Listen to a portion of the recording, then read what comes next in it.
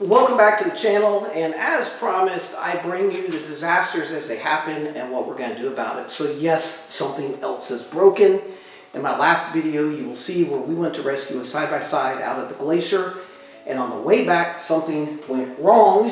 I've had time here in the garage to discover what it is. Yeah, buddy, that is not normal. Is that a piece of metal that's kind of on the right block? Yeah, right there. That's the actual... Oh, it's just where it's stuck on the... Yeah. Oh my. That's not normal color. I snapped my left rear axle right where it goes into the portal hub, which allowed a flood of dirty, sandy, gritty water to wash into that hub.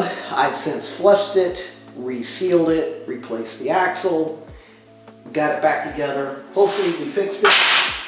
I noticed while I was at it that the lower ball joint was shot. So I guess that failure was a blessing because it exposed something that could have been really bad had that joint broken while I was on the trail.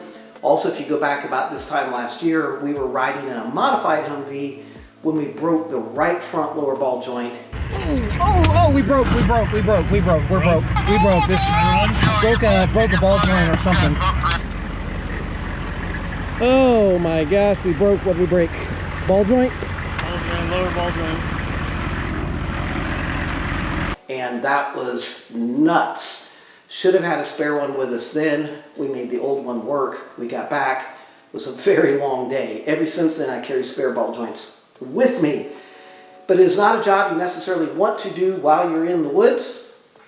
When you're purchasing ball joints, just be aware, these trucks come in a couple of varieties. These older ones, the original upper ball joint bolts are 5/16 and lowers are 3/8.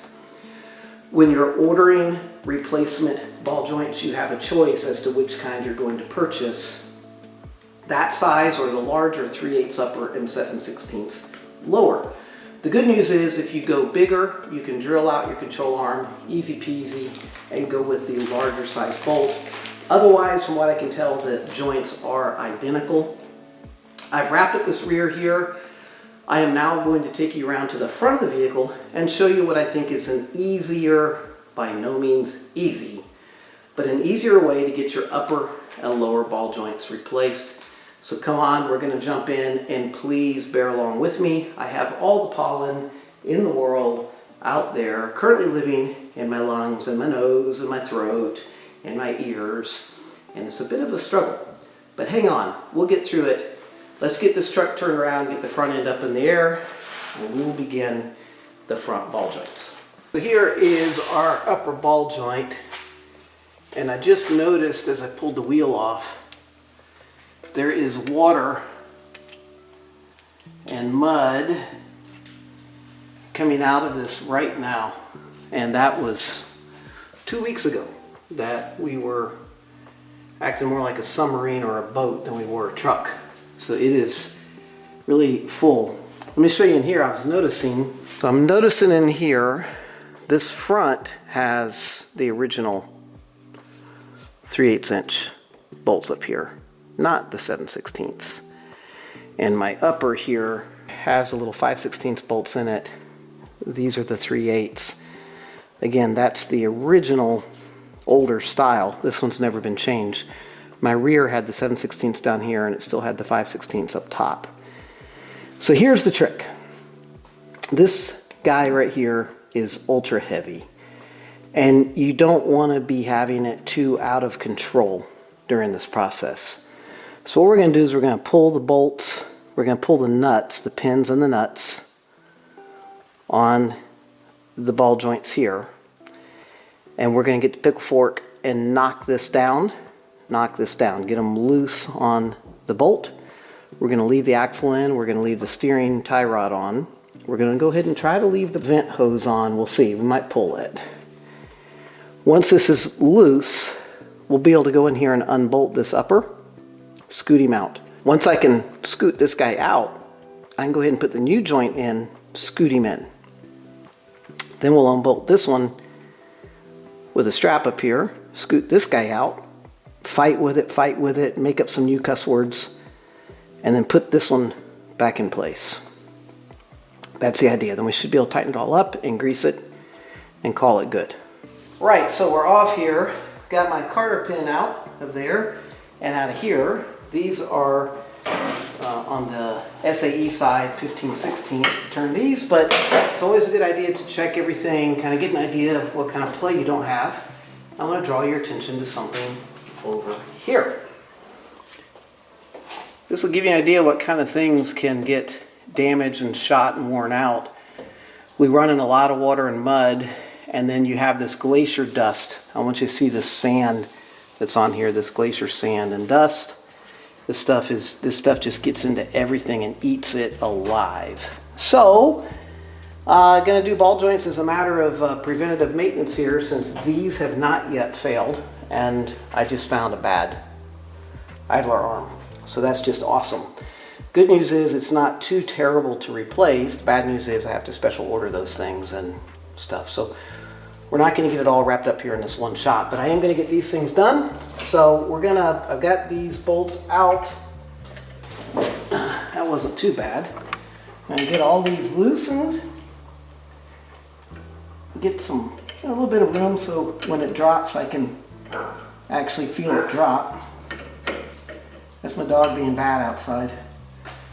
We'll get this one loosened up here. Not too bad, not too ridiculously tight. We get a little daylight in there, and then the rest of it's kind of pickle forking and banging on it.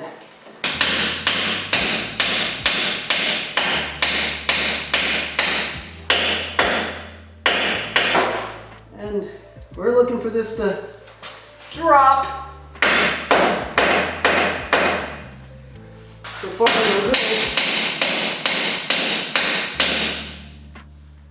Seemed like something happened, but it didn't.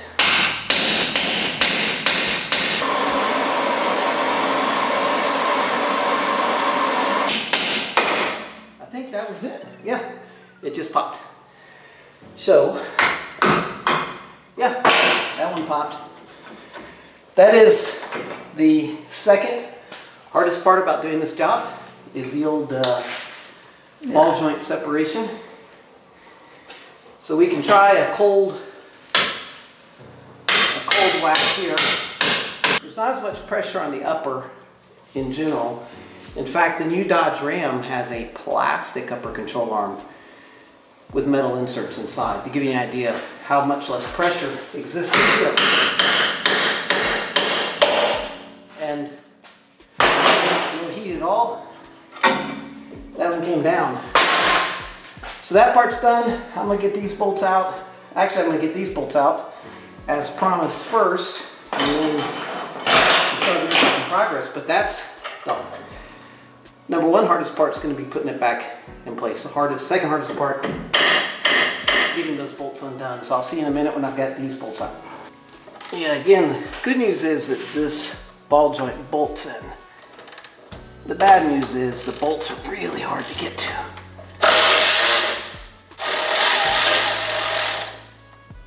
So it has a plate, this horseshoe plate here. We're going to be upsizing our upper end bolts on this. So this is going to get drilled out to 3/8 from 5/16. And now that ball joint is completely loose from the upper end. We're going to go ahead and put a ratchet strap in here, hold everything down while we do this. We want to take this off the rest of the way. See, it's already coming out. It's all about to come off. So far, you can see why this is the best way.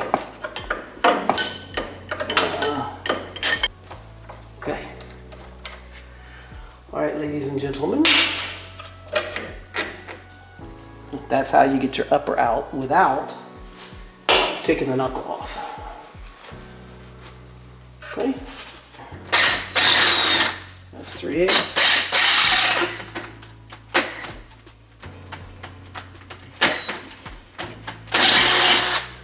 That's good.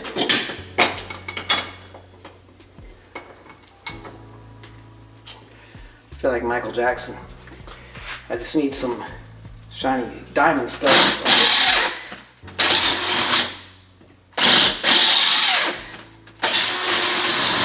I can't remember. Did Michael Jackson's gloves have the fingers cut out? I really can't remember. Maybe they did. All right, let's go back and drill out the truck. The corresponding holes up here have to be embiggened to match. Like so. Easy peasy. All right, let's get our new joint and our hardware. So the new joint does not come painted, and I don't really like that idea because we're talking so much wet and stuff going on. These are the new bolts that are 3/8. Slip your plate around from behind.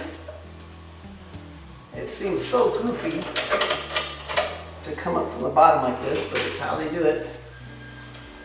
And get our new ones in here. You get them all in here finger tight. What I'm going to do is put a pry bar in here. Got to be able to get the threads exposed enough to put that in. This pry bar is probably too big, but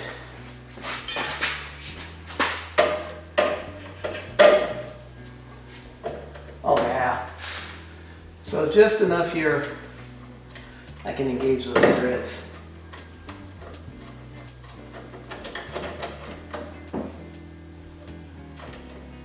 Okay. They are engaging. So the upper ball joint is going to stay put. Mostly. And actually, if you were just replacing the upper, now all you do is tighten everything.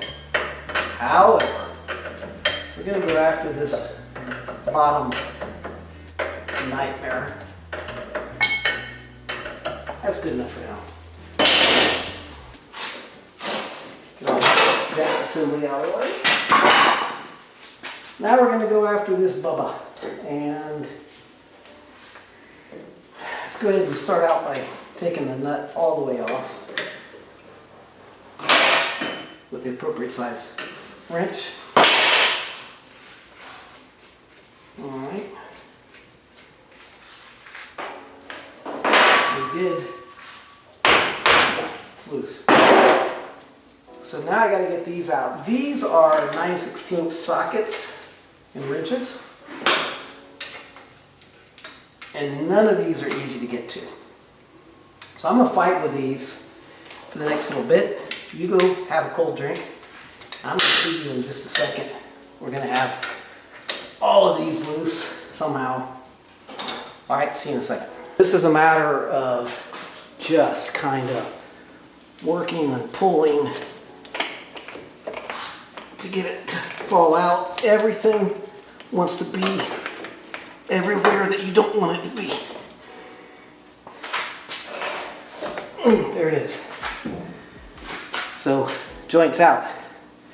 Surprisingly, that was still a serviceable joint. So, we're going to keep the joint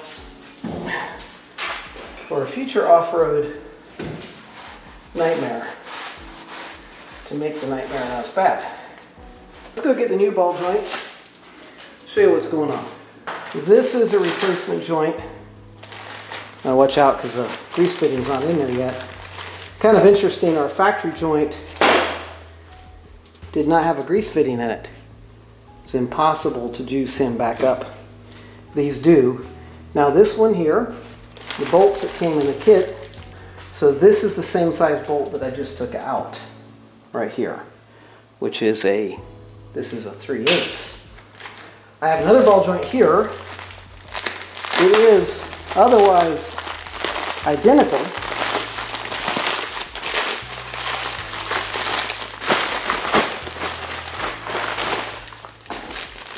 This joint right here is otherwise identical. Okay. However, I hate to open this up, but let's do so for the purpose of you at home. That hole right there, that is a 7/16 hole. That bolt just flops in there. Now, I could use this one, I suppose, and just drill those out to 7/16. And I think that would be fine. But I'm not going to, since I have a direct fit here with a 3/8 bolt and a sweet little Zerk fitting. So we're going to get this guy in place, but that is the difference in them, as you see. And that matches the one that we just took out. So that is the one we're going to go with. See you in a second when I got it all ready to go in. Okay, now it's fascinating. It's like a, I can't really explain it, except this thing does not, I don't care what you do, they don't want to fit. It hits everything. So I may end up bending the approach angle.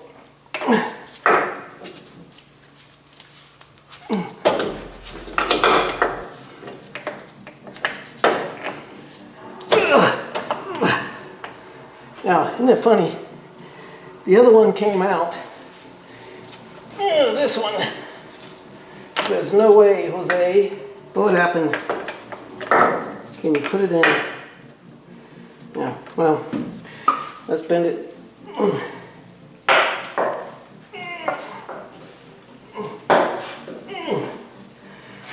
Did that with my bare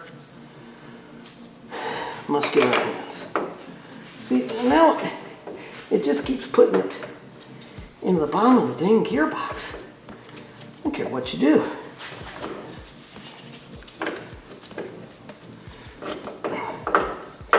Help me understand, AM General. What kind of witchcraft do you have to do?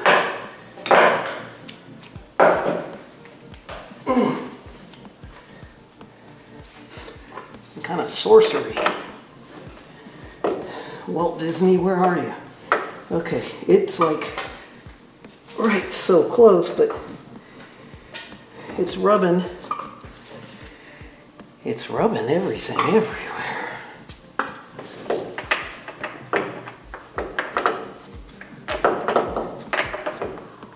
Definitely can't put it in that way.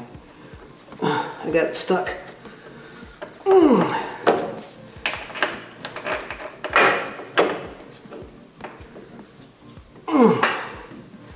Don't you just kind of whack it and see if it'll drop?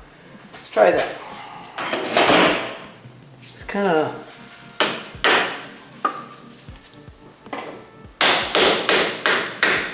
can gently persuade it to.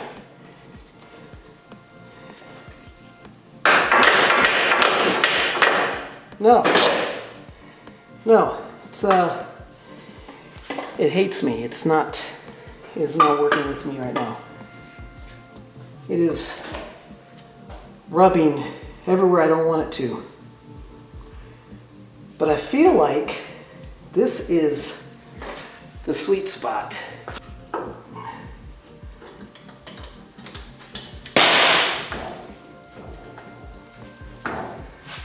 I think we're getting close. Yeah, we're getting close. So these bolts come up from the bottom. Gotta be pretty darn close. Yeah, that one's starting to go up its hole. So this is a 16 millimeter coming back in 4 5/8 inch, whichever one you prefer.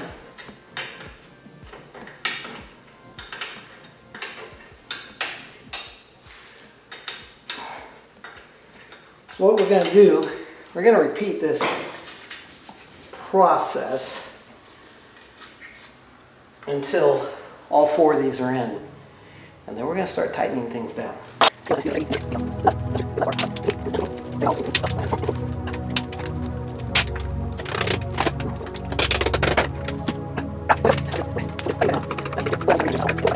Right, she is tightened up, top and bottom. Our little safety pins are in. And now we're just gonna top it off with grease. This is just a super nice bonus that this lower ball joint it's a mood part here, has a grease fitting, oops, on the joint. Our prior, oops, there we go. Our prior setup, as I was showing you, you could not grease. Oh, we're out of grease, of course. Get this tube refilled. All right, the grease gun quit working right in the middle of that, which is fine. I have to order a new tip, but I will finish greasing it up. We're gonna order a new idler arm for the steering, get that on. I'll move on to the other side. I'm only showing you this front right corner because it is identical on all 4 corners of the truck, exactly what you saw me doing, with the difference potentially of having 7/16 bolts at the bottom or what have you. My rear ones actually were 7/16, so I used a ball joint with those in it back there. But that's it, exact same. Make sure you know what kind that you have. You can always upsize if you have room to get in there and drill them out. Not a problem doing that. Otherwise, we'll catch you guys on the next video the next time something breaks. Thanks for watching.